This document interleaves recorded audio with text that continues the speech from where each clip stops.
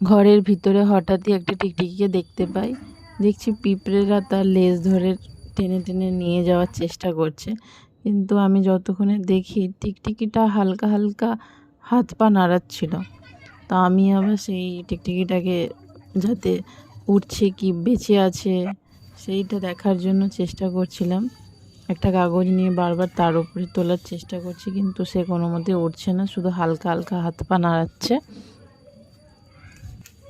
টিকটিকিটার মুখের উপর দিয়ে খোলসও ছাড়ছিল। আমি তো বুঝেই উঠতে পারছিলাম না যে এই টিকটিকিটা আসলে এলো কোথা থেকে আমার ঘরে। অনেক টিকটিকি আছে আমার ঘরে, কিন্তু হঠাৎ করে এই টিকটিকিটার যে কী হলো বুঝতে পারছিলাম না। তাই কাগজের উপরে তুলে তাকে আমি জল খাওয়ানোর চেষ্টা করছিলাম।